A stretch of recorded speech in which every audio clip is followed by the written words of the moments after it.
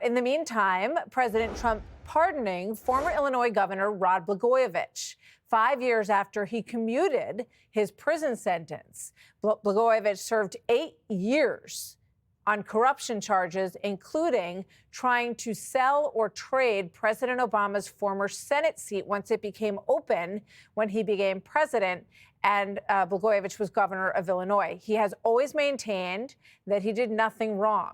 The president also responding to reports that he could possibly be considering a post for Blagojevich or perhaps an ambassadorship. It was set up by a lot of bad people, some of the same people that I had to deal with. He wasn't quite as successful, but he had somebody that saw what was going on. I didn't know him other than I believe he was on The Apprentice for a little while.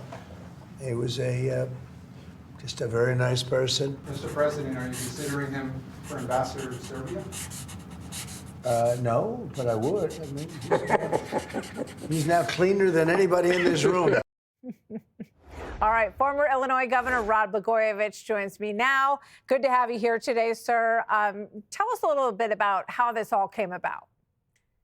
Well, 2 Saturdays ago, I was spending a quiet evening at home with my wife, and about 8:30 Central Time, the phone rang, and I answered the phone. It was a familiar name, good guy by the name of Sergio Gore, and he said, I congratulated him on the position they had received from President Trump, and he said, hold on a minute, Gov, I have an old friend on the phone for you.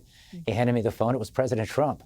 And we spent, I don't know, about 7 minutes talking. He was telling me different things, and he certainly pointed out what he intended to do, and I expressed my gratitude over and over again. And here I am with you, Martha. I just want to say again how profoundly grateful my family and I are for what President Trump did for us. I have unbelievably warm affection for him.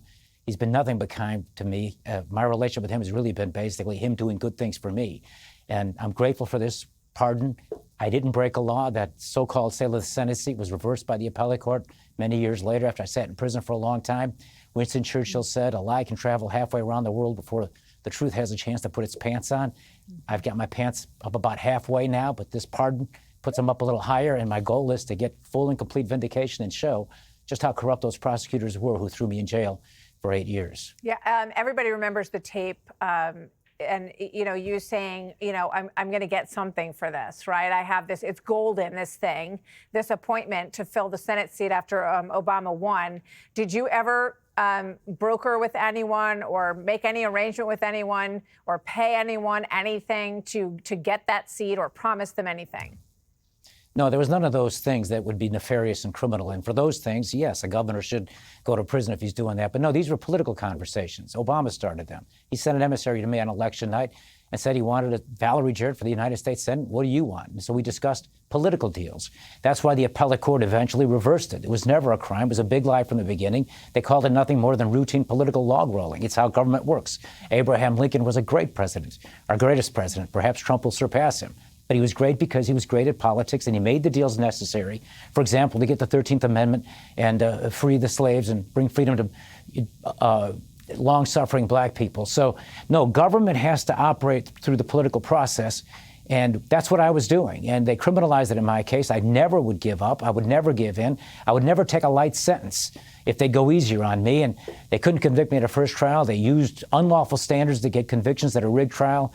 The second time around, they buried me in prison. That was their goal for 14 years. I never took a penny. No one even said I did. Yep. And eventually, here I am today, grateful to President Trump and so excited about my new beginning. Well, we covered your story and spoke with your wife during this. You spent 8 years in prison that you lost with your children and your family. And there are folks that are still, coming after you. Are you going to accept an ambassadorship? Would you seek an ambassadorship to Serbia if it were offered to you by the president? My father came from Serbia. He was an immigrant. I had a chance to be in Serbia last week. It's a country under President Vučić that's living an economic miracle. Real wages have gone up 270% for working people there. I'm excited about what they're doing there. I just want to do the best I can here and be friendly to President Trump and do whatever I can to show my gratitude to him for what he's done and root him on to make our country great. Sounds like you might like that job. We'll see what happens. Rod Blagojevich, always good to see you. Thank you very much.